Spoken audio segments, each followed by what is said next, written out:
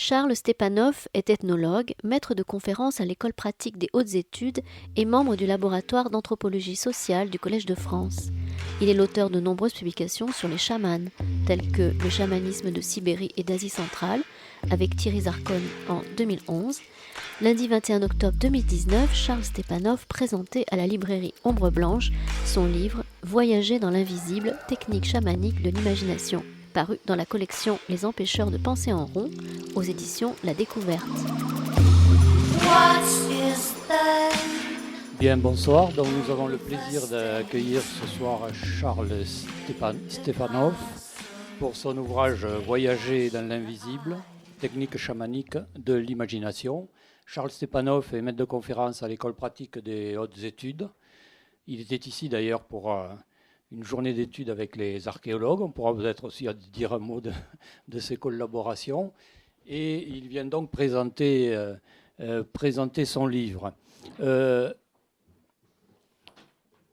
Son livre est un ouvrage ambitieux parce qu'il embrasse beaucoup de questions anthropologiques fondamentales. Il embrasse un grand domaine qui est celui de tout le nord de l'Europe et de l'Asie, où se trouvent des populations pratiquant le chamanisme, et il embrasse dans le temps une amplitude de sources qui lui permettent de se poser ces questions d'anthropologie générale. Mais on parlera des sources peut-être après, parce qu'il traite du chamanisme non seulement à partir de ses enquêtes personnelles, sa thèse portée sur les Tuvas de Sibérie, mais aussi par une lecture d'un ensemble de travaux qui, à nous, même, moi je ne suis pas spécialiste, mais même pour les spécialistes, sont difficilement accessibles, puisqu'en général ils sont en russe. Il a exploré une énorme bibliographie et il a... quand on parle du chamanisme, on a d'un côté l'accent mis sur les techniques de l'extase et la question des états modifiés de conscience. Ça, c'est la tradition que vous connaissez sans doute, en fait, du moins les gens de ma génération, de Mircea Eliade, avec ses livres à la fois encyclopédiques et voilà, sur ces questions-là. Donc c'est quelque chose, un archaïsme qui se maintient avec des particularités qui relèvent pour certaines du mystère, ou alors de quelque chose qui relève du théâtre de la simulation. Et d'un autre côté, ça c'est une façon de présenter le chamanisme, et d'un autre côté, on présente le chamanisme avec une approche symbolique, sociocentrée, c'est-à-dire qui porte sur un ensemble de représentations mentales en rapport avec un certain type de société. Ce qui est oublié dans tout ça, d'une certaine manière, et là on peut citer la phrase de Roberta Maillon que vous citez, ni la physiologie ni la psychologie ne nous aident à comprendre le chamanisme. Ce qui est oublié, c'est l'expérience chamanique elle-même. Et l'expérience chamanique, le chamanisme, vous le définissez en quelque sorte comme une culture contrôlée des images mentales. Vous le formulez comme ça à un certain moment. Et donc, ce qui est en jeu dès le départ, c'est plutôt la question du voyage du chaman et de la question de l'imagination. Et là, vous commencez votre livre, qui d'un certain côté est très érudit, mais qui aussi s'adresse à l'actualité. Vous commencez votre livre en comparant des types d'imagination et en nous disant que, contrairement à ce qu'on dit souvent, le chamanisme est vraiment une particularité extraordinaire, etc. Vous commencez par nous montrer que dans la plus extrême modernité, les jeux vidéo, l'Internet, etc., il y a des exemples d'imagination d'imagination ordinaire, je dirais, d'imagination des hommes ordinaires, mais qui consiste à faire des explorations d'un monde virtuel selon des schémas qui peuvent ressembler à ce que sont aux schémas que sont de l'imagination chamanique, mais dans un tout autre contexte. Donc, vous commencez par là.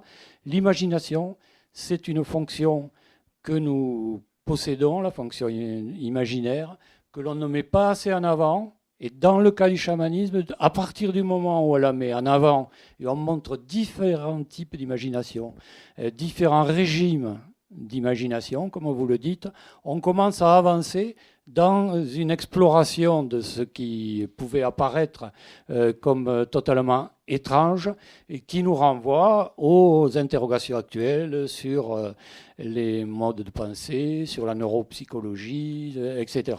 Et donc, la première question, c'est là, votre projet général, c'est quand même de faire une anthropologie de l'imagination, entre autres, et de prendre la question du chamanisme à partir de là.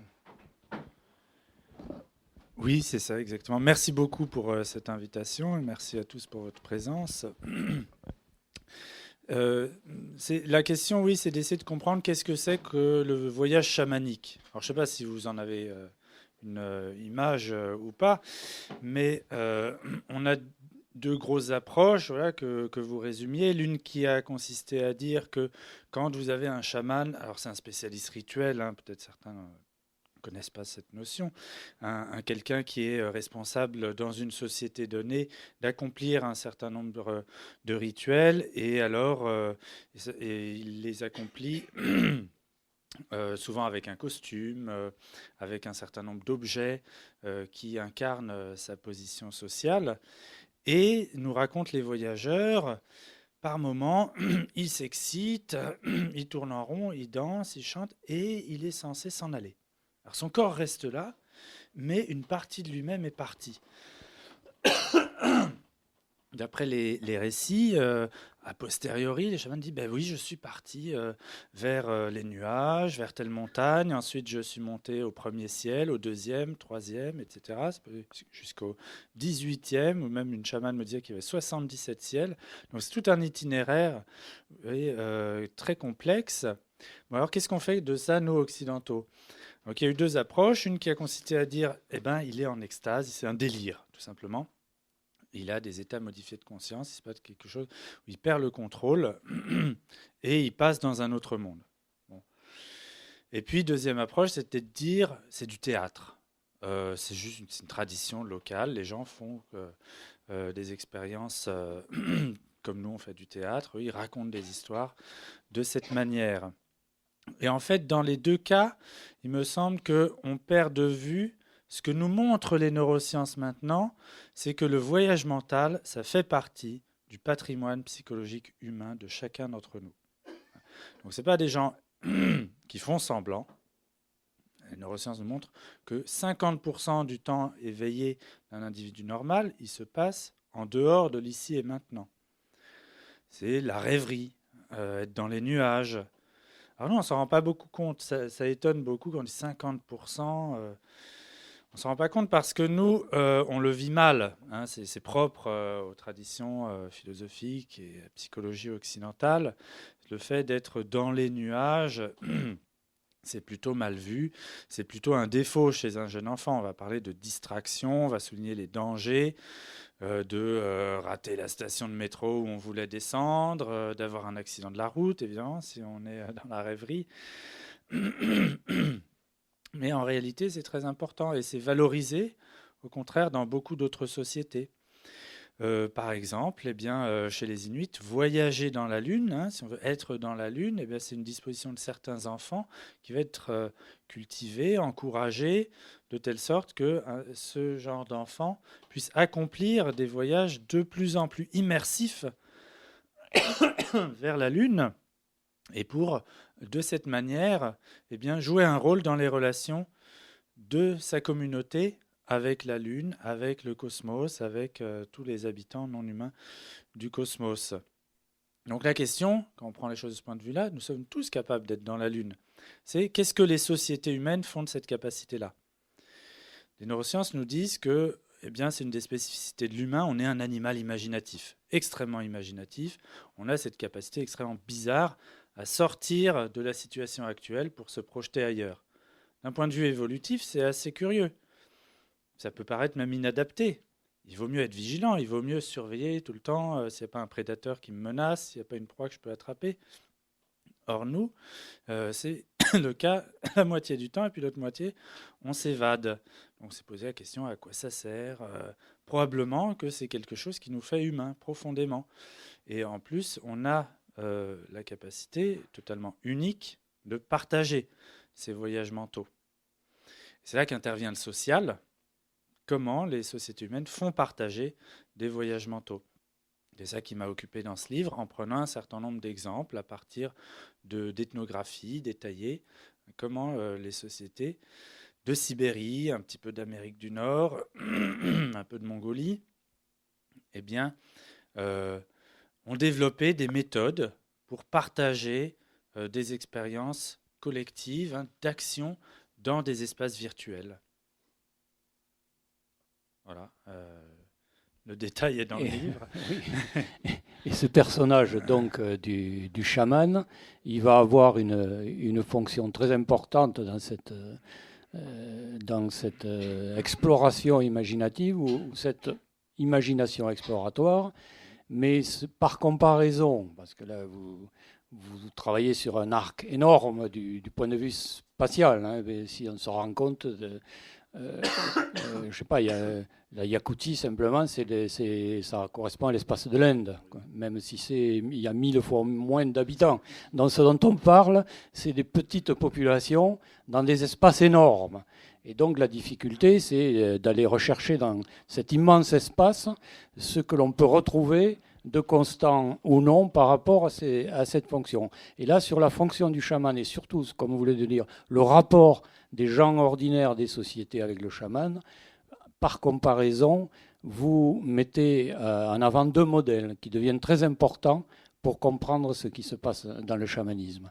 Un modèle que vous appelez hétérarchique, c'est un terme qui paraît un peu sauvage parce qu'on ne l'emploie jamais, mais c'est l'équivalent de son opposé qui est hiérarchique, que lui, malheureusement, on rencontre tous les jours.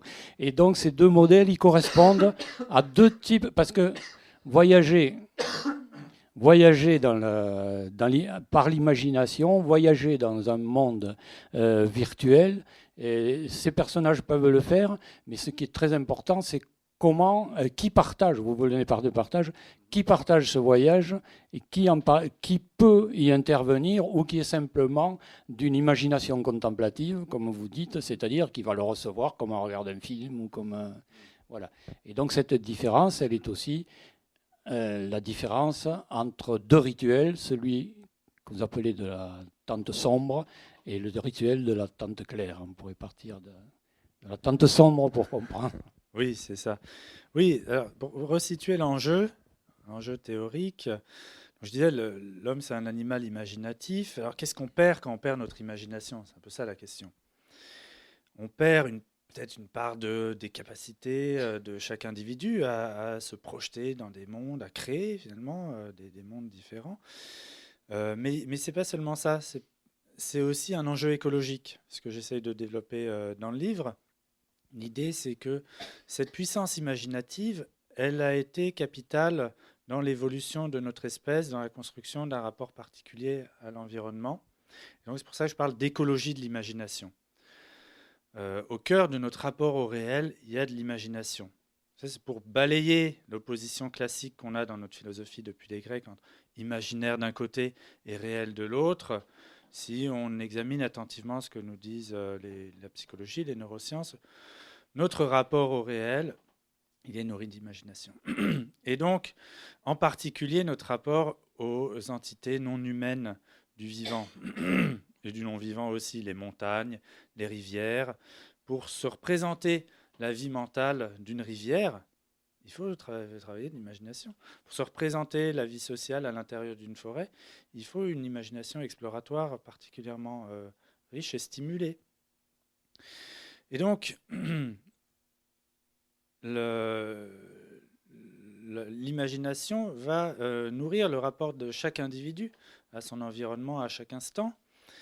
Et voilà pourquoi c'est un enjeu social, parce que certaines sociétés vont stimuler, vont encourager cette espèce de sens supplémentaire qu'on a, qui nous permet d'avoir une connexion profonde avec le milieu vivant, alors que d'autres sociétés vont le réserver à des spécialistes.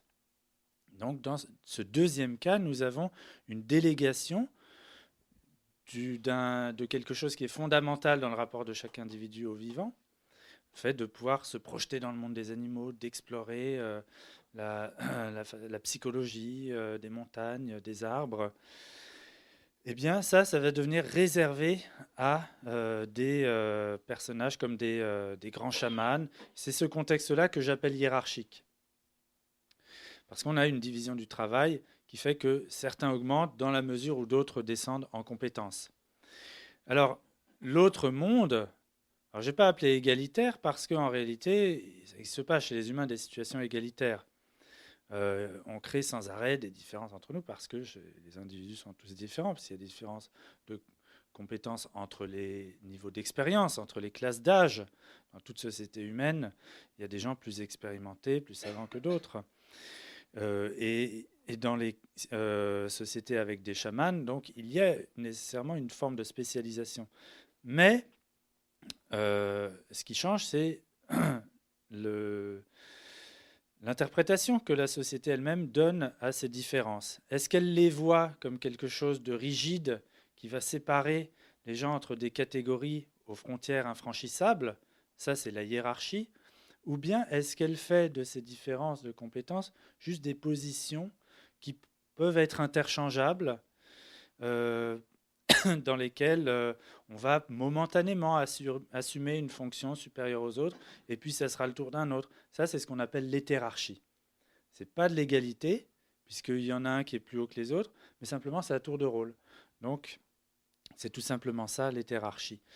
Et donc, en voyageant à travers toutes ces ethnographies, ces descriptions des traditions des différents peuples du Nord, je me suis rendu compte que finalement, ils ont l'air de faire des choix assez nets entre ces deux options. C'est-à-dire qu'il y en a qui vont s'engager, mais à beaucoup de niveaux de la société, dans un modèle hétérarchique, que ce soit au niveau politique. Donc le leader, c'est un leader momentané. Au niveau économique, la richesse, elle est provisoire, elle peut s'effondrer facilement. Et puis au niveau de la division du travail rituel, eh bien, il y a des chamans, mais ils le deviennent à un moment de leur vie, et puis ils vont cesser de l'être, et puis chacun l'est un petit peu. On peut l'apprendre assez facilement. Il y a des degrés, il y en a qui sont très forts, d'autres un peu moins forts, mais on ne voit pas de frontières infranchissables. Alors que dans les mondes hiérarchiques, nous voyons une autre logique des relations entre les personnes et une autre conception des compétences se mettre en place, où les frontières deviennent infranchissables. Le chaman, il est chaman de naissance et jusqu'à sa mort. Il peut cesser de l'être seulement en mourant d'une crise cardiaque. Il a des objets qui lui sont propres, que nul autre ne peut toucher, un tambour rituel, un costume que personne ne peut endosser, sauf à bien risquer de tomber malade ou de mourir sur le champ. Donc on voit là un monopole du spécialiste sur un certain nombre de compétences qui sont considérées par les gens comme vitales. Par exemple, leur rapport à leur feu, le foyer dans la maison, c'est un esprit. Là où j'ai enquêté chez les Touvas, c'est la mère du feu, c'est un esprit féminin. Qui donne la nourriture, la chaleur, qui est essentielle, eh bien, les gens ont besoin d'un chaman pour interagir avec ce feu, pour régler finalement de bonnes relations avec lui. Donc, au cœur même du foyer, le spécialiste devient indispensable comme une sorte de diplomate, ministre plénipotentiaire, qui, de ce fait-là, eh bien, acquiert un pouvoir important. Oui, alors on va dire le chamanisme hiérarchique est celui qui est dominant, qui s'est étendu sur une grande partie du territoire dont vous parlez. C'est celui qui est le plus spectaculaire par définition, puisque le chaman, le premier, on n'a pas parlé de la table de sombre, mais le premier chamanisme, le chaman est avec les gens autour de lui, dans l'obscurité. Les esprits viennent à lui et les gens qui sont là peuvent les interroger au même titre que le chaman, etc. Donc ce partage, en fait, c'est vraiment un partage où la seule chose qui est en jeu et en cause, c'est l'image mentale, c'est le langage, etc. Donc c'est quelque chose qui met en rapport le visible et l'invisible, mais qui n'a aucun aspect visible spectaculaire, on va dire. Alors que dans le cas du chamanisme hiérarchique, tout est basé sur le fait de montrer des choses. Et là aussi, il y a tout un travail que vous faites assez extraordinaire sur ces objets, en particulier le tambour et le costume, pour montrer comment, contrairement à beaucoup de descriptions qui, bien sûr, disent, par exemple, les costumes sont des costumes bariolés, vous montrez que point par point, chaque élément du costume correspond à quelque chose qui permet justement de faire partager les visions du chaman. C'est-à-dire le chaman, là, il n'a plus la liberté, on va dire, de dire n'importe quoi, même s'il est égocentré, mais il n'a plus la liberté de dire n'importe quoi parce qu'on donne à voir des choses dont les gens partagent la signification et qui leur permettent, dans une imagination, on va dire, contemplative, comme on l'a dit au départ, de comprendre et de partager ce que dit le chaman. Et là, c'est un double contrôle. C'est-à-dire les gens contrôlent aussi le chaman est contrôlé par les attentes des gens qui peuvent se rapporter. Et là, vous montrez très bien que rien n'est anodin sur les tambours, sur les costumes, etc. C'est ça, oui. C'est-à-dire qu'en faisant cette grande comparaison, j'identifie deux mondes, mais qui sont en mouvement. Ça se recouvre, ça s'étend à mesure des migrations, des guerres, des conquêtes, de la colonisation. Il y a des formes d'hybridation, de syncrétisme. Mais on voit de grosses tendances au niveau global. Et il est frappant de constater que ces deux mondes ont des rapports aux images complètement différents. Et donc, une façon d'organiser les rapports entre le visible et l'invisible différent. Donc, je disais tout à l'heure, l'invisible, c'est central dans notre relation au monde, parce que ce que j'appelle l'invisible, c'est tout ce qu'on peut percevoir du monde sans passer par nos sens. Qu'est-ce que c'est que ça ? Tout simplement les rêves. Nous avons des perceptions quotidiennes qui ne passent pas par les sens. Quand nous faisons un voyage mental, nous projetons dans nos futures vacances ou autres, sans y être déjà. Donc nous avons ces perceptions. Eh bien, ça, on voit que dans ces sociétés, c'est utilisé pour mieux comprendre, mieux explorer ces mondes des vivants non humains. Alors, la question, c'est comment ça se transmet au sein d'une société, cet accès à l'invisible. Il y a des sociétés à temps sombre, donc qui sont hétérarchiques, dont le rituel central, ça se passe dans l'obscurité. Ça nous dit tout de suite que là, c'est l'invisible qui est le plus important. Comme on partage la présence, la mise en présence des esprits, c'est par des sons. Donc, il y a une imitation, un mimétisme extraordinaire du grognement de l'ours. Ses pas d'abord qui s'approchent, sa voix, et puis ensuite, les gens vont pouvoir lui parler, lui poser des questions. Des canards peuvent passer, on entend leur vol, on les entend faire coin-coin. Des écureuils se présentent. Et à chaque fois, le chaman n'est pas supposé être là. Il est là physiquement, mais il est ligoté. Ce serait curieux pour ce qu'on décrit comme un prêtre, un sorcier. Il est ligoté, il ne peut pas bouger, il n'est pas censé parler. Mais sa présence amène des esprits avec lesquels chaque chasseur, et les femmes aussi, les enfants parfois, peuvent avoir une relation directe. Et donc ça permet aux gens d'avoir ainsi un rapport sur un plan social, d'échange de personne à personne, avec des êtres du milieu vivant qui, au quotidien, vont être leur proie. Donc c'est une relation ici de socialité qui vient compléter la relation de prédation que ces chasseurs ont avec les animaux pendant la journée. Et ensuite, on va se coucher, après cette cérémonie dans la tente sombre, dans laquelle on a pu discuter avec les animaux de la forêt, on va se coucher, et là, c'est le rêve. Tout le monde fait des rêves, et évidemment des rêves particulièrement nourris, qui ont été préparés par ce rituel. On a du mal à le concevoir, nous en Occident, mais il y a des traditions oniriques dans ces sociétés. Il y a une iconographie qui est transmise, non pas chez nous de façon matérielle dans des musées, mais par une transmission orale de certains sujets oniriques. Et donc les gens vont prolonger cette discussion qu'ils ont eue par exemple avec l'ours, ils vont la prolonger dans leurs rêves et des rêves qui vont se reproduire régulièrement, et chaque chasseur va tisser ainsi un lien personnel avec un animal protecteur, qui va lui enseigner des chants, des formules magiques. Vous voyez, c'est tout ce rapport au monde individuel extrêmement personnalisé, parce que finalement, c'est comme si chacun avait une espèce de religion à lui, hein, avec une énorme part de secret, donc on sait à peine quel est le contenu, et qui se forme petit à petit avec l'expérience. Dans ce contexte-là, dans ces systèmes-là, on a très peu d'images. C'est des gens qui ont l'air iconoclastes, ils n'aiment pas les images, ils s'en méfient. Parce que probablement, il y a une forme de potentiel hiérarchisant dans l'iconographie. On a du mal à percevoir que nous sommes entourés en permanence d'images, avec la mécanisation de la reproduction encore plus, mais on le voit déjà avec la reproduction des images dans les premières villes, avec les cylindres mésopotamiens qui permettent de multiplier les sceaux. La prolifération des images semble liée à une hiérarchisation des sociétés. Et on en voit, si vous voulez, les premiers signes dans cette comparaison entre ces deux formes de chamanisme, puisque dans les chamanismes hiérarchiques, au contraire, là, le visible devient important.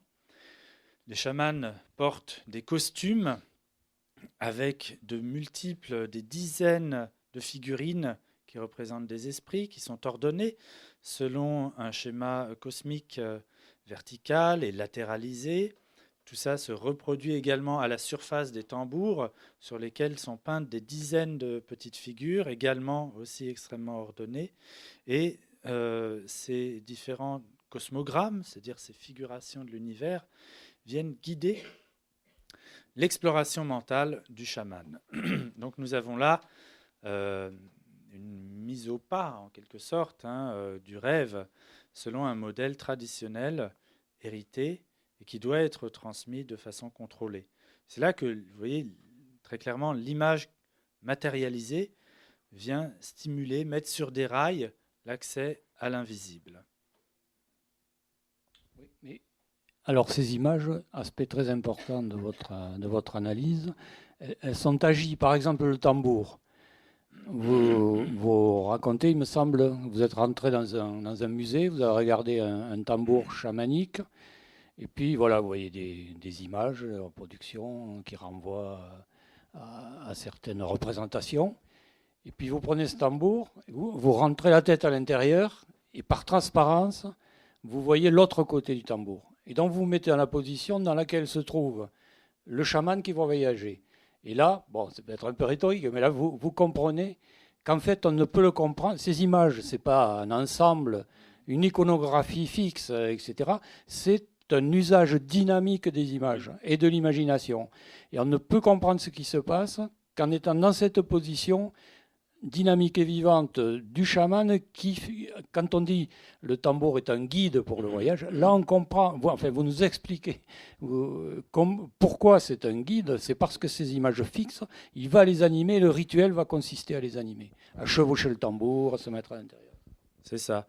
Alors, ces images qui couvrent les tambours, il ne faut pas les imaginer comme une image de catéchisme, c'est-à-dire simplement qu'il faudrait regarder comme ça ou comme un tableau dans un musée. Ce dont on a eu du mal à se rendre compte parce que, typiquement, comme occidentaux, on les a étudiés, on les a traités comme des images à deux dimensions. Ça a été travaillé comme ça par les spécialistes de l'art sibérien. On a publié des dizaines d'images de tambours avec uniquement la face extérieure. Parce que c'est un tambour qui a une seule membrane, on tient par un manche à l'intérieur, et puis voilà, la face extérieure est recouverte de dessins. Quelquefois aussi, il y en a à l'intérieur. Mais on a eu tendance à les traiter comme une image du monde pour cette population-là, voilà, de dimension, et qu'on contemple à l'extérieur, comme on contemple une image d'un tableau dans un musée ou une image qui a un but pédagogique dans une église, de transmission catéchétique. Or, il y a une dimension corporelle, sensorimotrice, qui est fondamentale là-dedans. Et c'est vrai que je m'en suis rendu compte, d'une part, par des entretiens évidemment avec des chamans, qui se souvenaient de ça parce que tout ça a disparu. À l'époque, il y a encore des chamans, mais toute la tradition iconographique, elle a été anéantie à l'époque soviétique.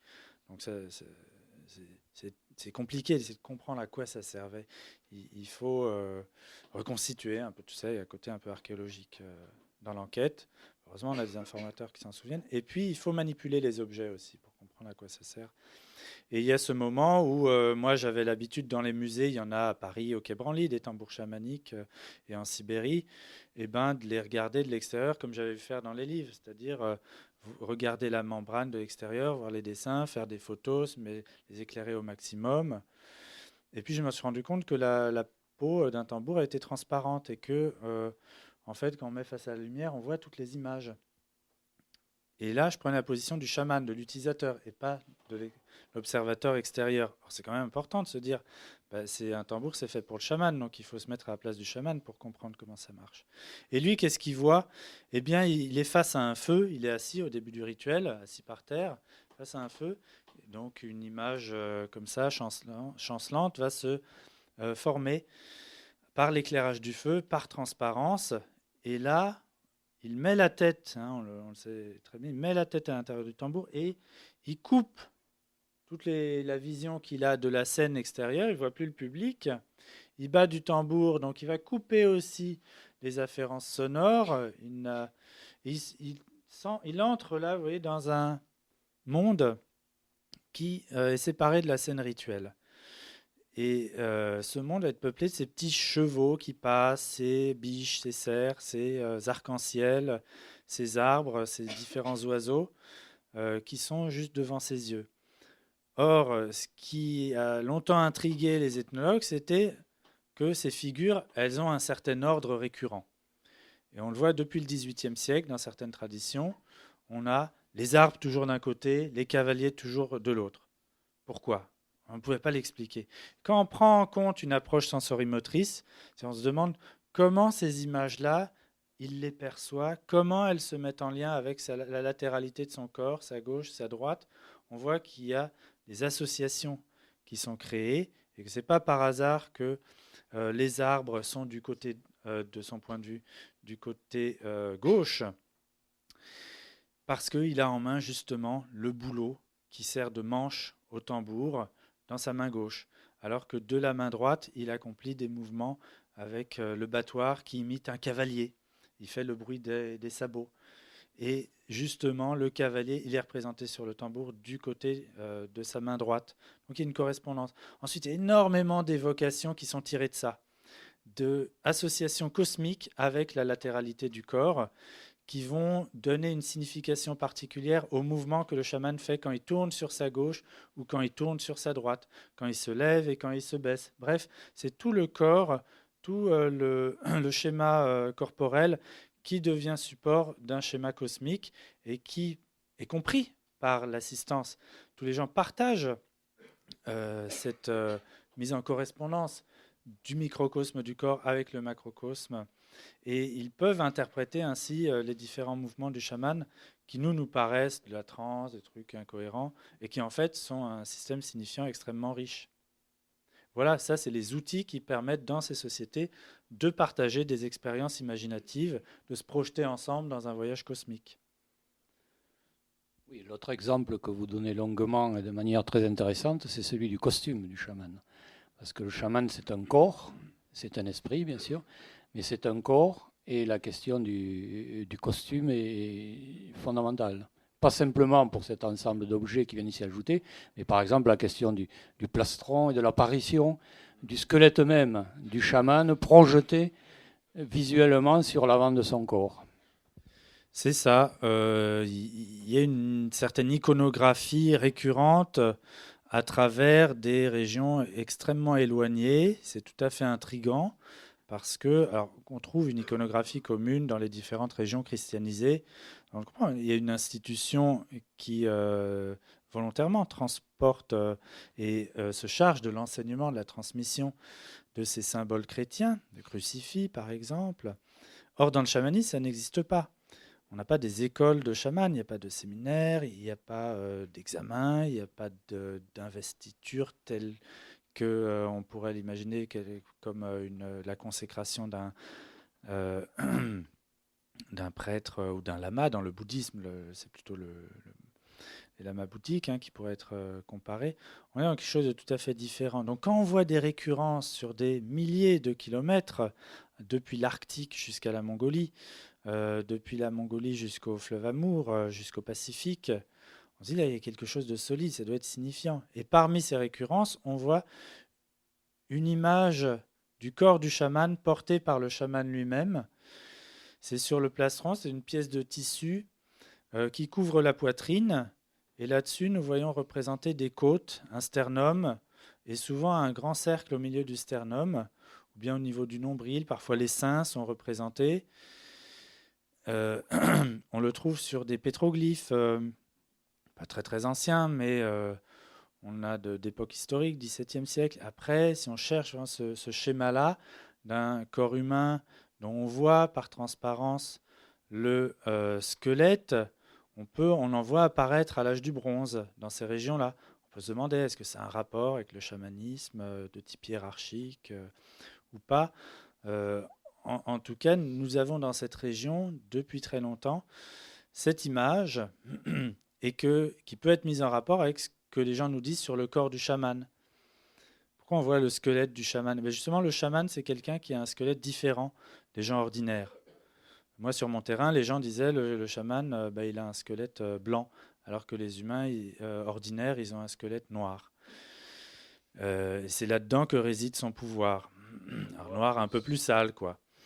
Ou blanc dans le sens de plus pur. Le chaman a un squelette plus pur. Dans des régions voisines, on va dire le chaman a un squelette différent parce qu'il a un os supplémentaire. Il a un os qui a un trou à l'intérieur. Souvent, on a cette idée que il est poreux, le corps du chaman. Donc, il peut avoir un trou à l'intérieur du sternum. Il est capable de se planter des couteaux lors de rituels. Les chamans l'ont beaucoup fait. On a énormément de témoignages. Ils se plantent des couteaux dans le corps, dans les vêtements. On ne sait pas comment ça se passe exactement. Et ils en sortent indemnes. Tout ça, c'est une façon de montrer aux gens qu'ils ont un corps poreux, un corps ouvert, qui laisse passer des choses. Il y a un squelette spécial ouvert qui les distingue des gens ordinaires. Qui ont le corps fermé.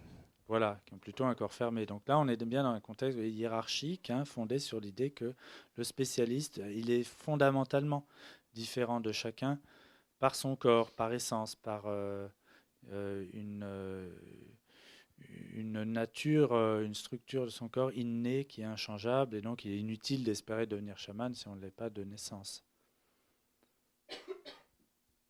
Oui. Et donc, d'abord, c'est deux types de chamanisme, et puis c'est un monde mouvant aussi. C'est-à-dire il y a d'abord eu des migrations à l'intérieur de ce monde sibérien en particulier, de grandes migrations, qui ont fait que un certain type de chamanisme a pu en dominer ou en remplacer un autre. Et puis il y a quand même eu, vous l'avez évoqué 2 ou 3 fois, la coupure du monde soviétique, qui a interdit le chamanisme, qui a exécuté des chamans.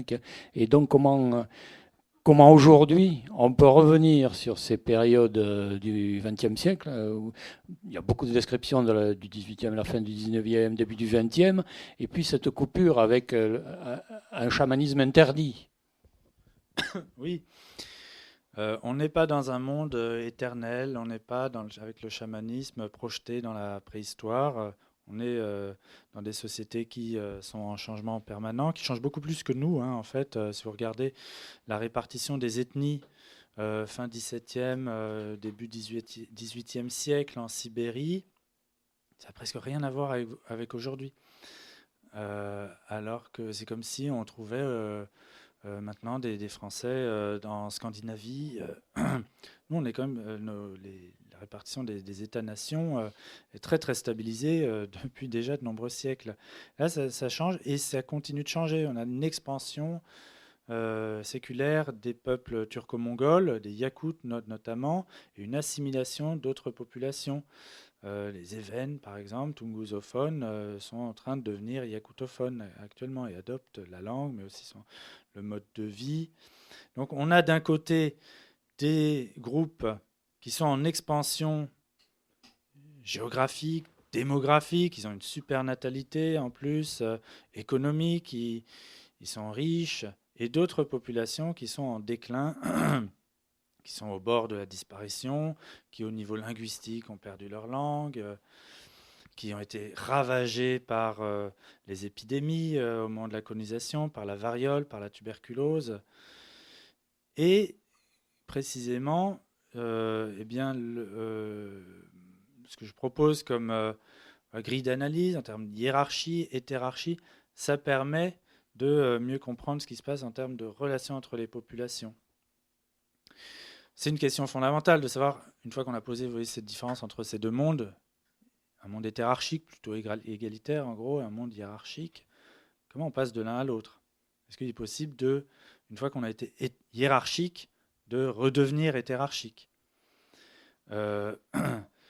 Inversement, évidemment, ces grandes questions d'évolution sociale, on a tendance à supposer que les sociétés humaines étaient plutôt égalitaires au début, elles sont devenues hiérarchisées de plus en plus, avec aujourd'hui les formes d'inégalité les plus violentes qui aient jamais existé. On se demande comment est-ce qu'on en est arrivé là. Et du coup, moi, je montre une sorte d'hypothèse, finalement, qui met au cœur d'un déclenchement de certains processus le rapport à l'invisible, la division du travail cognitif, la division du travail rituel. Du coup, il devient assez fondamental, d'un point de vue anthropologique, de se demander comment est-ce que des traditions hétérarchiques, à un moment, sont devenues hiérarchiques. Avec ce que ça a pu entraîner, on voit avec les hiérarchies, c'est pas rien. C'est l'esclavage qui se développe dans ces sociétés-là. C'est des inégalités de richesse extrêmement importantes. Et puis, dans certains cas, des États qui se mettent en place.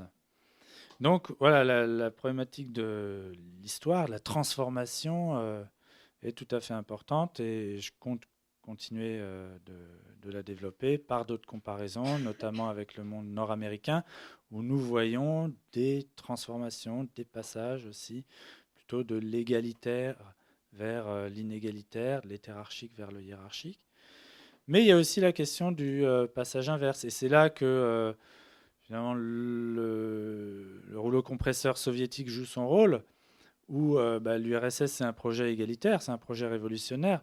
Donc ils vont démolir de façon radicale les hiérarchies locales en fusillant les riches, en interdisant toute forme d'inégalité, toute forme de domination de l'homme sur la femme, en poursuivant, en envoyant au goulag les chamans. Donc on a eu un anéantissement assez profond des structures mêmes de ces sociétés hiérarchiques.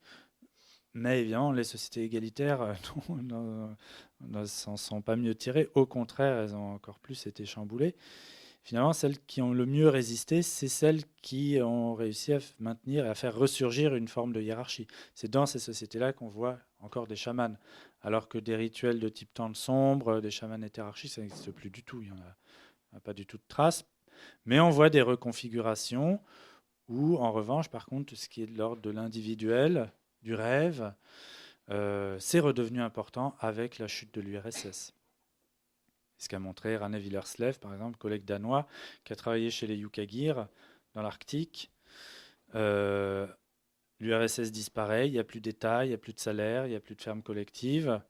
Eh bien, les gens retournent vers la forêt et se remettent à faire des rêves pour renouer individuellement là, le lien avec les élans qu'ils doivent chasser. Et donc là, on était dans, on ne peut pas dire dans l'actualité, mais quand même dans le proche historiquement. Et l'autre aspect de votre travail, c'est justement d'embrasser une grande amplitude temporelle, et je dirais jusqu'au début de l'humanité. Et là, il y a un auteur que vous citez, c'est l'auteur que vous citez le plus. Vous citez quelquefois Lévi-Strauss, mais vous citez surtout Philippe Descola, on le comprend, la question des ontologies, et puis il accompagne votre travail. Mais celui que vous citez le plus, c'est le roi Gourand. Le roi Gourand, dont on parle moins aujourd'hui en dehors des archéologues, et il vous semble fondamental de reprendre le projet de le roi Gourand, dans le geste et la parole, de tresser ces questions de l'apparition des images, de la délégation, de l'extériorisation d'un certain nombre de choses au départ de l'évolution de l'humanité, que l'on rencontre encore aujourd'hui et qui pose une question anthropologique fondamentale qui vous tient à cœur et qui en même temps j'allais dire vous oblige, mais non, vous incite à travailler de concert avec les archéologues qui ont une vision de l'évolution de l'humanité de ce point de vue. Oui, alors André Leroi-Gourhan, c'est un auteur effectivement à redécouvrir, qui est assez passé de mode. C'est vrai que c'est en dehors de l'archéologie préhistorique, il est moins une référence qu'avant, alors que si on le lit attentivement, on se rend compte que c'est un auteur assez visionnaire, parce que eh bien, il avait le recul, il avait la formation à la fois de préhistorien et d'anthropologue. Et il arrive, c'est un des rares, à articuler ces différents questionnements et à poser un regard éloigné sur nos sociétés modernes et sur leur évolution historique, un regard éloigné à partir d'un temps lointain. Alors, pour Lévi-Strauss, le regard éloigné, c'est ce qui définit l'anthropologie sociale. Regard éloigné, mais qu'on atteint par le fait d'aller loin, par un voyage dans l'espace. Eh bien, c'est Lévi-Strauss lui-même qui le dit à propos de Leroi-Gourhan. Il dit Leroi-Gourhan, il fait la même chose, mais dans le temps, par un éloignement dans le temps. Et puis d'ailleurs, il dit, mais en fait, il faisait les deux, puisqu'il a aussi travaillé comme ethnologue chez les Aïnous de Kaido. Donc, qu'est-ce qu'il nous dit que je trouve d'assez visionnaire dans le geste et la parole? Par exemple, il annonce Internet. Il parle des machines à calculer avec des fiches à l'époque et dit on arrivera certainement un jour à les mettre en réseau et elles échangeront de l'information. Une époque où c'est complètement de la science-fiction. Et 1964, oui. Il dit on est en train de vivre un phénomène de planétarisation. On appelle ça la globalisation. C'est quand même un des premiers à employer cette notion, en faire un concept. Il parle de l'impact écologique massif, jamais sans aucun précédent, de l'humain qui modifie la biosphère. Voilà, il annonce l'Anthropocène. C'est des concepts qui nous occupent énormément actuellement, sur Internet, globalisation, Anthropocène, qui sont présents dans son œuvre. Et voilà, c'est pour dire, c'est d'autant plus utile et nécessaire de le lire et d'être attentif, je dirais, oui, aux mises en relation de différents problèmes qu'il a accomplis, qu'il propose dans cet ouvrage, en se posant des questions qui sont séparées généralement. L'économique, division du travail. On met ça dans l'économie, c'est ceux qui vont s'occuper de faire des chaussures, ceux qui vont s'occuper de faire de la viande, des céréales. Et il met ça en rapport avec la division du travail mental, avec la question de savoir qu'est-ce qu'on fait de notre imagination. Il montre que c'est corrélé, et que c'est corrélé à une hiérarchisation au sein des sociétés, et qu'il y a un usage de plus en plus normé, prescriptif, du graphisme, de ces relations avec l'oralité. Si on prend sur une comparaison très longue l'évolution, alors c'est un petit peu évolutionniste, unilinéaire, la façon dont on présente les choses, depuis l'art des grottes jusqu'à ensuite l'apparition des pictographies, et puis ensuite les pictographies qui deviennent des alphabets, eh bien nous avons des images de plus en plus soumises à l'oralité, parce que un alphabet, on peut le lire que d'une seule manière. Des pictographies, déjà, il y a plusieurs interprétations possibles. L'art pariétal, il y a énormément d'interprétations possibles, c'est pour ça qu'on ne s'en sort pas et qu'on n'est pas capable de les interpréter.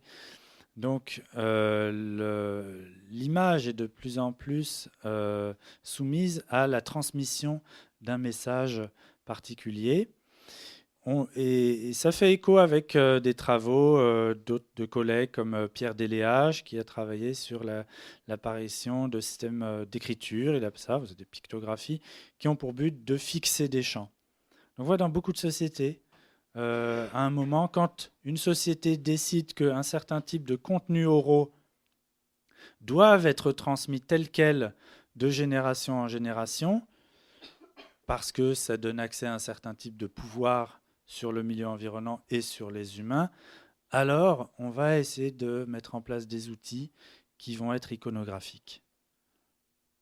Et alors, ce lien entre iconographie, accès à l'imaginaire, écologie, disparition de la nature, division du travail, Leroi-Gourhan le fait très bien.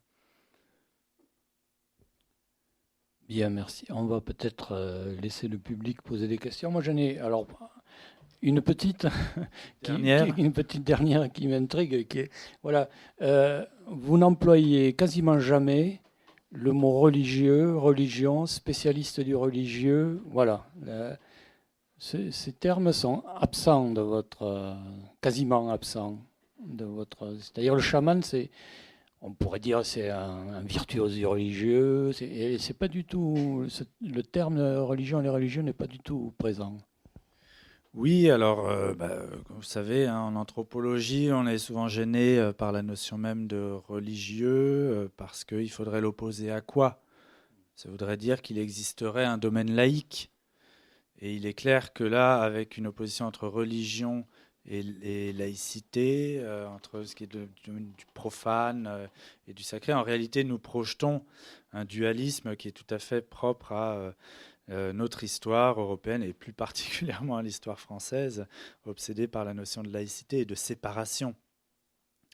Dans l'ethnographie, eh bien, on est dans des sociétés qui ne trouvent pas d'intérêt particulier à faire ce genre de séparation, n'en souffrent pas, s'en portent pas plus mal, de concevoir que l'invisible, il est présent partout dans le visible, que derrière chaque objet du quotidien, dans une pierre, dans une rivière, il y a du religieux, si on veut l'appeler comme ça, avec un esprit. Dans n'importe quel animal, chaque mouton a une âme, et donc dans la mesure où on ne peut pas avoir cette position entre religion et non religieux, finalement c'est un concept qui n'a aucune pertinence. Curiosité parce que votre chaire s'appelle Anthropologie des religions. Voilà, mais on est dans un système mais que je respecte de tradition qui remonte au 19e siècle, où nous sommes simplement des locataires de chair et on se succède les uns après les autres. Voilà, j'ai ma réponse. Donc je vous laisse poser des questions. Bonjour, merci. Ma question, elle est toute naïve. Elle vient de se formuler dans ma tête. Vous avez parlé d'images, les icônes, etc. Et je me posais la question aujourd'hui, est-ce que le chaman a une posture ou une attitude vis-à-vis des moyens de communication d'aujourd'hui où l'image prolifère? Je voulais avoir quelle attitude ils ont vis-à-vis de ça. Alors là où j'ai fait mon terrain à Touva, on n'a quand même pas une telle prolifération que chez nous d'images. Il n'y a pas de publicité. Bon, il y a une ville, Kizil, où beaucoup de chamans sont concentrés, actifs, mais vous n'avez pas de publicité partout, comme chez nous. C'est quand même beaucoup moins invasif. Il reste des symboles du pouvoir soviétique, par exemple. Mais la production des images, elle reste, dans les costumes chamaniques, elle reste assez traditionnelle. C'est des objets trouvés par terre, par exemple, qui ont une forme particulière qui va évoquer un loup, un caillou qui a une forme de loup. Ou bien des objets fabriqués, découpés dans du cuir, cousus, ou tout simplement des restes, des morceaux d'animaux, des griffes, voilà, c'est des images qui ont un rapport direct avec l'animal sur lequel ils ont été prélevés. Mais bon, pour répondre un peu plus à votre question, par exemple la photographie, ça pourrait répondre un peu mieux. Les photographies sont utilisées dans la divination, par exemple. Quand quelqu'un vient consulter, une jeune fille, elle a un copain, elle veut savoir si ça va être le bon fiancé ou pas, elle amène la photo devant une chamane ou un chaman qui va mettre la main dessus, par exemple, et en fermant les yeux, et ainsi stimuler une vision interne et sur laquelle il ou elle va baser sa réponse. C'est arrivé aussi quelquefois que on prend des photos, on est avec une chamane, on prend des photos dans la taïga, et puis ensuite au tirage, on voit qu'il y a un reflet lumineux bizarre. Et ben, la chamane va l'interpréter comme un passage d'un esprit, quelque chose comme ça. Les technologies Techniques comme la radio, ça a été beaucoup intégré dans les discours des chamans, hein, ou l'électricité. C'est des métaphores qui sont souvent employées par les chamans pour expliquer aux gens qu'est-ce que c'est que les esprits, qu'est-ce que c'est que la communication à distance. Merci. Juste une curiosité. Et vous avez pu ou voulu faire une expérience chamanique aussi en tant que consultant quand vous étiez là-bas sur le terrain ou pas? Et pourquoi? Alors, j'ai participé à beaucoup de rituels lors de mon enquête de terrain pour le doctorat, de toutes sortes, des divinations, évidemment, qui sont les plus nombreuses. Ça se fait avec des petits cailloux pour répondre à toutes sortes de questions sur des objets perdus, sur, voilà, comme je disais, exemple, fiancé, c'est bon ou pas, est-ce que je vais avoir mon diplôme, du bétail qui a disparu. Des rituels ensuite de purification, d'habitation des gens, des rituels de consécration du bétail, des sacrifices, des rituels liés à des maladies, des rituels funéraires qui sont extrêmement importants, c'est finalement le rituel le plus important, c'est de communiquer avec l'âme d'un défunt pour les Tuvas. Et alors, vous voulez dire moi-même des expériences chamaniques, donc de chaman? Non, je ne suis pas chaman. Je ne peux pas faire des expériences de chaman. J'étais en position là du public. Non, en tant que consultant, si vous avez demandé quelquefois quelque chose. Ah oui, sur moi-même. Oui. De la divination ou truc quand j'avais mal à la tête. Oui. Et c'est efficace. Alors c'est quand j'étais. J'avais demandé si j'aurais mon DEA et je l'ai eu. Et c'était annoncé tel quel, oui. Donc la prédiction était juste. Mais oui, alors derrière la question, est-ce que j'ai vécu des choses extraordinaires? Vous posez sans doute la question. Mon terrain, c'est dans un contexte hiérarchique où on est chaman de naissance. Et les chamans ont rapidement constaté que j'avais pas aucun talent chamanique, aucun indice, vous voyez, d'un destin extraordinaire. Et c'était tant mieux parce que il me disait, comme ça, on peut te raconter des choses. Tu n'en feras pas mauvais usage. De toute façon, tu pourras rien en tirer de dangereux, puisque tu es dénué de tout pouvoir. Et je pouvais ainsi avoir des confidences, des chamans les uns sur les autres, plus d'explications que j'aurais eu si j'avais été une sorte de rival.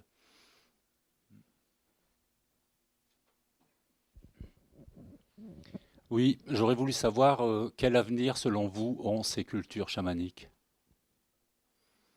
Alors, ils sont extrêmement variables, puisque dans beaucoup de cas, dans la plupart des cas, ce sont des traditions éteintes, notamment pour ce qui concerne ce que je présente dans le livre là, l'importance de l'iconographie, des rituels complexes, que ce soit les traditions de temps de sombre ou les traditions avec des images, avec des objets forgés. Tout ça a disparu. Tout ce qui était images visuelles, eh bien, il fallait être discret à l'époque soviétique. Donc on ne faisait plus ce genre de choses. Et puis par ailleurs, les traditions de temps de sombre, elles existaient dans les peuples qui ont le plus souffert au niveau démographique, du fait des maladies, qui ont été acculturés, qui ont été soumis à d'autres populations, qui ont été russifiés, qui ont été mélangés. On a créé des villages dans lesquels on regroupait différentes ethnies pour en faire des homo soviéticus, pour leur faire perdre une identité ethnique différenciatrice. Et il y a des cas où, là où j'ai fait mon terrain, évidemment, je suis allé là où il y avait une renaissance chamanique. Là, au contraire, c'est assez vivant, ça se développe. C'est parti plutôt en ville, sous forme d'institutions un peu corporatistes, parce que les gens avaient peur. Ils avaient peur que ça leur retombe dessus, qu'il y ait à nouveau des répressions. On ne savait pas trop, sous Yeltsin. Donc, ils ont préféré se regrouper. Mais ça éclate et ils se disputent sans arrêt. C'est des chamans, ils ne peuvent pas être comme des prêtres soumis à un protocole commun. Ils sont censés se battre à mort en permanence, manger l'âme l'un de l'autre. Donc, c'est très explosif comme ambiance. Et puis on voit, j'ai l'impression en Mongolie, la formation de type de chamanisme nationaliste. C'est assez particulier à la Mongolie, qui revendique l'héritage de Tchinguis Khan, qui remettent en scène des symboles de l'époque Gengis Khanide. Et là, Eh bien, ça a certainement de l'avenir, puisque le nationalisme monte dans cette région, par opposition aux Chinois. Le gouvernement voit ça d'un œil favorable. Les chamans qui peuvent comme ça s'appuyer sur l'idée qu'ils sont porteurs d'une culture traditionnelle, ethnique, nationale, eh bien, ils vont être soutenus, ils vont pouvoir trouver une oreille attentive en milieu urbain, parce que c'est des sociétés sédentarisées, et le monde urbain est particulièrement sensible aux questions de nationalisme, et là, ils peuvent avoir un rôle nouveau à jouer, les chamans. Merci. Est-ce qu'il y a un lien avec les prophètes de Bible, de Ancien Testament ou même de Nouvelles comme Jean-Baptiste? Alors classiquement, on distingue en sociologie des religions le sorcier et le prophète. C'est dans Max Weber, il comme ça des grands modèles, le prêtre, le sorcier, le prophète. Donc le sorcier, on dit chaman plutôt maintenant. Il dit, Max Weber, c'est une profession libérale. C'est un auto-entrepreneur, il est à son compte, comme je disais, et c'est chacun pour soi. Il s'entretue sur le plan symbolique, mais ils en meurent réellement. Alors le prophète, lui, c'est différent puisqu'il a une visée unificatrice. Il est porteur d'un message qui est tout à fait différent du discours des chamans. C'est un message à vocation assez large pour une nation entière, ou même globale, quand il s'agit de prophètes qui créent une nouvelle religion, qui va concerner l'ensemble de l'humanité. En tout cas, le type de vérité qui est produit par un prophète, c'est une vérité qui dépasse les circonstances de sa production. Ça veut dire que le message des grands prophètes qui ont fondé nos religions actuelles, on considère qu'ils sont toujours valables aujourd'hui. Alors que la vérité produite par un chaman, je vais vous dire, c'est ton portefeuille que tu as perdu, il est peut-être bien derrière quelque chose de bleu. Voilà. Donc c'est des vérités qui sont absolument liées à un contexte d'énonciation particulier, d'un contexte dans lequel il y a telle et telle personne. Et si on ajoute d'autres personnes, ça ne sera plus la même vérité. Donc ces vérités, vous voyez, à portée beaucoup plus limitée. C'est ça qu'on fait comme différence au niveau sociologique et cognitif. Mais pour répondre un peu plus à votre question, les aspects qui pourraient être chamaniques dans les traditions prophétiques, je pense qu'il y a le rêve qui est important. Dans le mode d'accès à la vérité, à la connaissance, les prophètes bibliques ont souvent des révélations par le rêve.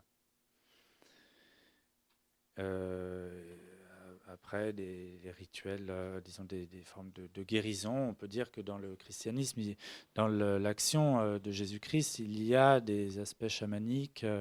Je pense à un exorcisme au cours duquel le Christ libère une ou plusieurs personnes de démons qui sont placés dans des cochons. Là, on a un transfert qui est tout à fait chamanique.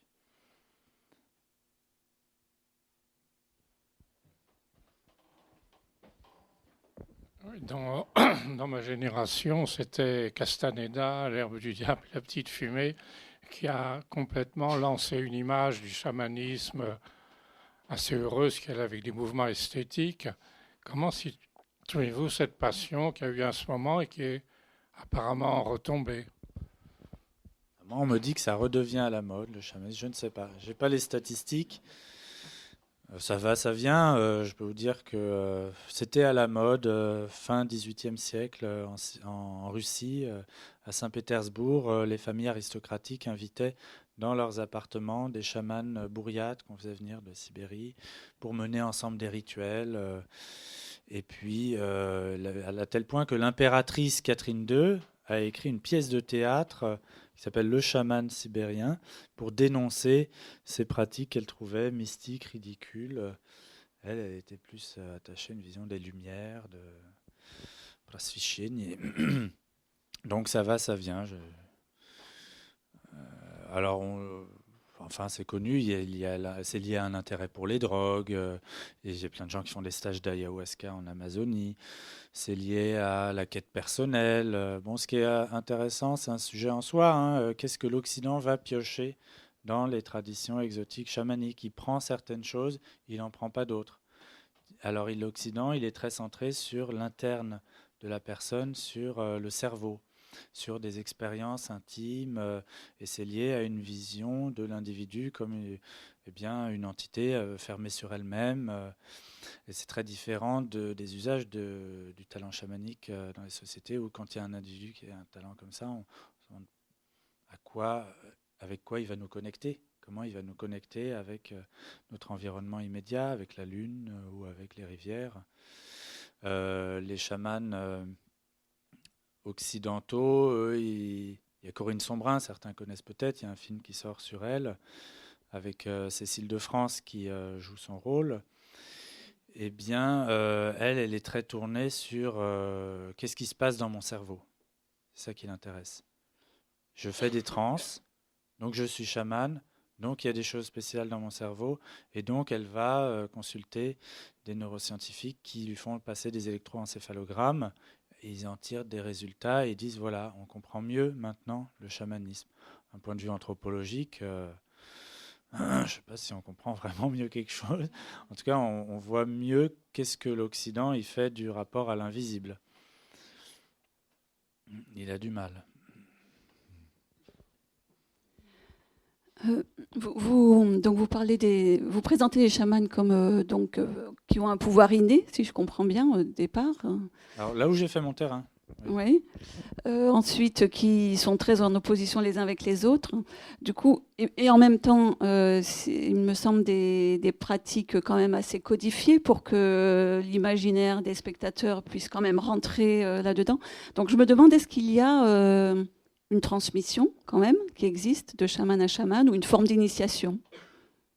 C'est une très grosse question, très très compliquée, parce que dans énormément de traditions, notamment là où j'ai fait mon terrain, officiellement il n'y a pas de transmission.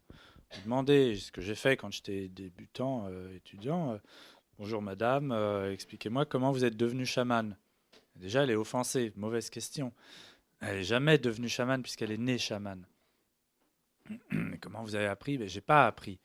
Je suis né comme ça. Et elle va vous raconter des histoires de son enfance, de même ses souvenirs quand elle était dans le ventre de sa mère. Ça remonte à très très loin et énormément de visions que le petit enfant a eues. Ensuite, de fait, il y a manifestement, il y a une tradition avec une transmission, puisque les chamans chantent des chants extrêmement riches, avec une versification, avec des métaphores. C'est extrêmement poétique, c'est du Homère, et ils sont capables d'en improviser. Mais il y a une partie stable. J'ai comparé des chants notés à la fin du 19e siècle dans la même région et des chants d'aujourd'hui. Il y a des stéréotypes poétiques qu'on retrouve. Donc il y a une forme de transmission, mais qui n'est pas vécue comme une transmission scolaire.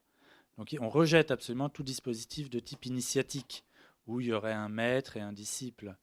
Il y a une reconnaissance d'un individu qui présente des talents chamaniques par un chaman expérimenté. Il faut cette validation sur mon terrain.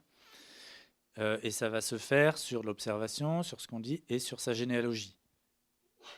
Parce que pour être chaman, il faut être descendant de chaman. Donc c'est ce que va vérifier le chaman expérimenté, il va causer. Et puis ils vont jouer ensemble. Mais il ne fait pas un cours. Et en fait, bien souvent, l'apprentissage, il se fait plutôt par osmose. C'est-à-dire qu'un jeune enfant qui a grandi dans une famille où il y avait un grand-père chaman, eh bien, il a entendu des chants en permanence. Et puis, s'il a du talent, il les a mémorisés. Et ça fait quelque chose et il va être capable, s'il a du talent, d'en recréer. Il va se les approprier pendant une période d'isolement, de vision. Les gens vont dans la forêt, c'est plutôt ça, si on veut, le moment initiatique, mais ça se fait seul. Ça, on le retrouve dans des descriptions très, très éloignées, chez les Mayas, décrits par les chamans mayas, décrits par William Hanks, un ethnologue américain. Eh bien, son chaman, il connaît des chants absolument extraordinaires, extrêmement longs, d'une complexité linguistique merveilleuse. Et quand on lui demande comment tu as appris ça, eh bien, c'est dans la forêt. Il y a une part de mystère là-dedans, sur laquelle on ne peut pas entièrement lever le voile. Mais on a, je dirais, certainement une superposition entre un aspect d'osmose par un environnement culturel dans lequel on peut être exposé à des chants.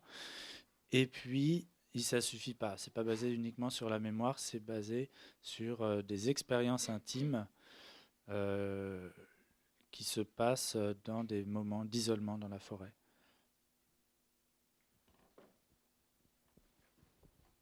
Une dernière question. Bonjour, est-ce que vous avez pu mener des enquêtes sur votre terrain sur les aspects thérapeutiques et est-ce que les résultats, vous avez pu les comparer avec d'autres résultats menés par d'autres anthropologues à société chamanique ou pas? Non, je n'ai pas mené d'enquête disons épidémiologique avec une statistique sur le taux de guérison, par exemple, parce que c'est une partie des activités des chamans. Je dis le plus courant, c'est la divination. Ensuite, je dirais les rituels funéraires. Et puis, les aspects thérapeutiques, c'est extrêmement varié. Vous avez des gens qui vont consulter parce qu'ils font des cauchemars, parce qu'ils se sentent mal, parce que un enfant a un problème de développement mental, ou parce qu'on a mal au ventre tous les jours, ou parce qu'on a le cancer. Et donc, vous voyez, au niveau épidémiologique, tout ça ne rentre pas dans une seule case. Ça n'aurait pas de sens. Ils soignent des cancers en fouettant les gens. Est-ce que ça marche? J'ai des doutes. Par contre, quand même, pour répondre de façon plus positive, la plupart des gens se sentent beaucoup mieux après un rituel chamanique. Oui. Voilà. Bien, je crois qu'il ne nous reste plus qu'à remercier Charles Stepanov.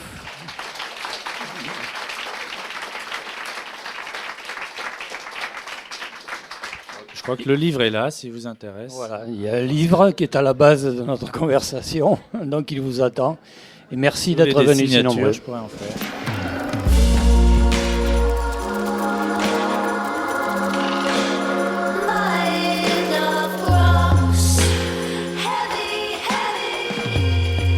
Vous avez pu entendre une rencontre avec Charles Stepanov à la librairie Ombre Blanche le 21 octobre 2019 pour la parution de son ouvrage Voyager dans l'invisible, technique chamanique de l'imagination, dans la collection Les Empêcheurs de penser en rond aux éditions La Découverte.